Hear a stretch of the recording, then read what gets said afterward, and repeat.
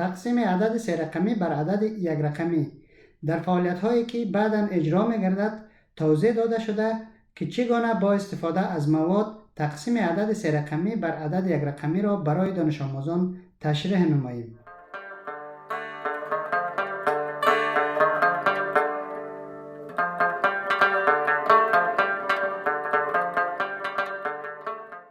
فعالیت اول: با استفاده از مواد عدد 125 را بر عدد 4 تقسیم می نمایم.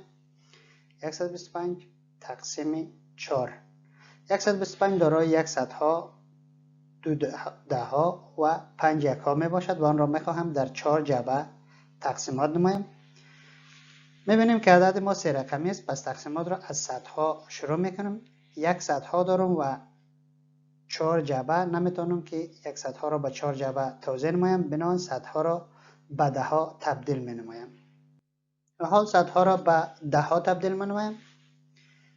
5 یکها خودش، 2 دهها هم خودش، 1 صدها میشه 10 دهها، 10 دهها و 2 دهها 12 دهها همراه 5 یکها و حال میتونیم اینا را به آسانی توزیع نماییم. و حال 12 دهها و 5 یکها را به آسانی به 4 جعبه میتونیم توزیع نماییم. بار اول به هر جعبه 3 دهها توزیع می نماییم. 3 دهها را در خارج قسمت می نویسیم که در 4 جعبه میشه 12 دهها یعنی 120. 120 را از 125 تفریق میکنیم، میمونه 5 یکها. حال 5 یکها را توزیع میکنیم به 4 جعبه. یک یکها به هر جعبه. یک را در خارج قسمت می نویسیم که در 4 جعبه میشه 4. از 5 که 4 را کم کنیم میمونه 1 باقی مانده است. و حال خارج قسمت را با هم جمع میکنیم. 3 دهها جمع 1 میشه 31 که در هر جعبه 31 رسیده، یعنی 3 دهها و 1 یکها.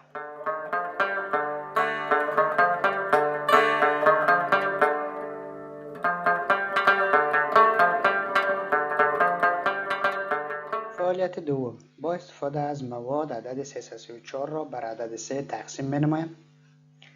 334 تقسیم بر 3. 334 از 3 صدها، 3 دهها و 4 یکها تشکیل شده و این را می خواهم به 3 جعبه تقسیم نمایم.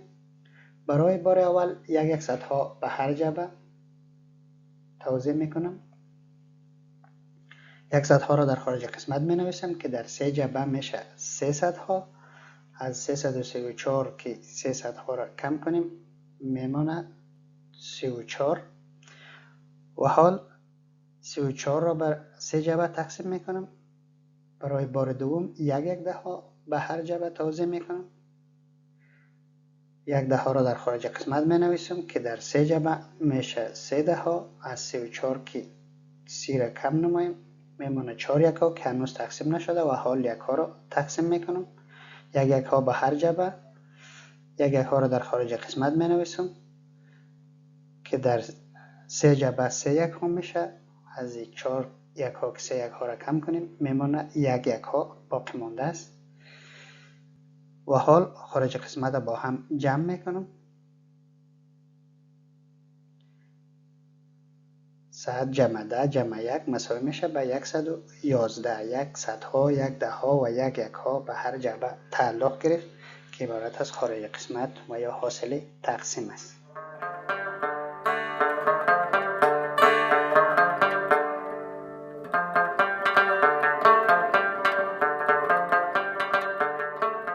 فعالیت سوم: با استفاده از مواد عدد 153 را بر عدد 3 تقسیم می نماییم. 153 تقسیم بر 3.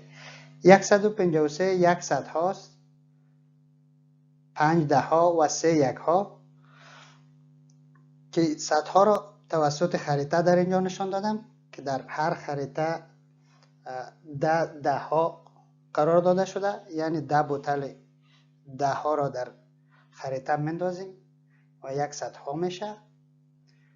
5 دهها که توسط بوتل نشان داده شده و 3 یکها که توسط لوبیا نشان داده شده. آن را میخواهیم در 3 بشقاب توزیع نماییم. میبینیم که یک صدها داریم و نمیتونیم آن را در 3 بشقاب توزیع نماییم، بنابراین باید صدها را باز نمایم.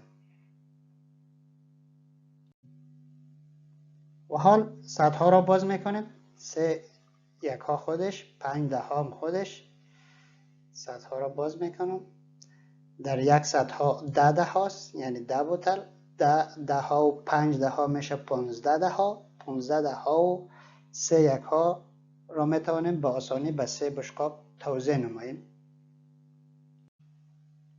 و اکنون به همین سادگی میتونیم تقسیمات را انجام دهیم. یعنی 153 تقسیم بر 3. بار اول به هر بشقاب 5 دها توزیع میکنیم.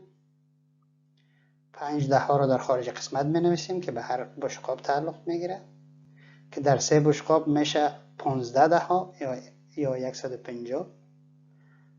150 را 153 تفریق میکنیم، میمونه 3 یکها که هنوز تقسیم نشده و حال یک یکها به هر بشقاب میریزیم و یک را در خارج قسمت می نویسیم که در 3 بشقاب 3 لوبیا یا 3 یکها، از 3 که 3 را کم کنیم 0 و حال خارج قسمت با هم جمع میکنیم، میشه 51. 5 دها و 1 یکها به هر بشقاب تعلق گرفته که عبارت خارج قسمت می باشد.